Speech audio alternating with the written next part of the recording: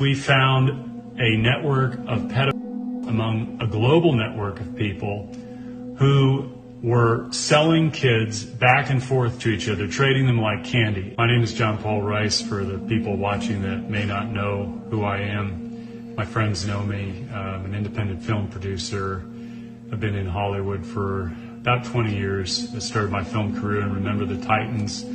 Worked at Senator International, later Mandate Pictures under the producers who did Juno, The Grudge, Harold and Kumar, Stranger Than Fiction, and eventually The Hunger Games when they went back into Lionsgate. The reason I wanted to talk to everybody here today is because over the course of the last week or two, we have found out without notification that Amazon.com, for which we have 6 of our movies on there, our film, A Child's Voice, which has been on there for over a year and a half in the UK, the United States, and now 70 other countries, was suddenly, without notification, removed entirely from their platform.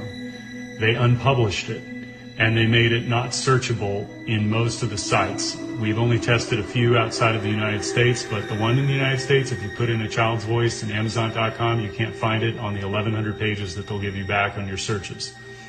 The only way that you can get it is through a direct link, and we discovered this because the director's daughter had sent the links out to several of her friends when the Wayfair scandal broke, as well as the Maxwell files being released in the last 48 hours. And Amazon came back to us. They gave us a very standard corporate non-committal response that said, we make a lot of changes, we do this and that and the other, we judge things based on performance. But they couldn't give us a very specific answer, and we all know what the answer is.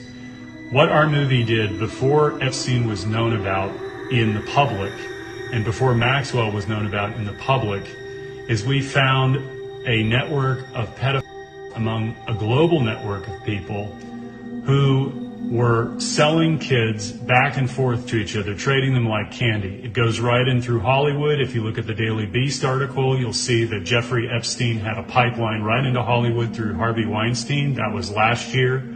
I've done a lot of deep dives and research into this, and there is a very satanic element to it, for which we incorporated it into our movie. Our movie is a feature film. It deals with 2 teens, one who's a homeless, heroin-addicted teen, hears the voice of a child who had been killed at the beginning of the movie, calls out for his help, and he goes on a mission to rescue a girl from these human traffickers.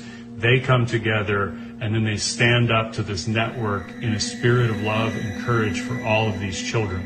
It's a very beautiful film. It's been well reviewed, well received, critically acclaimed by the people that have reviewed it, and also many users, by the thousands, by the tens of thousands, by the millions all over the world have seen this.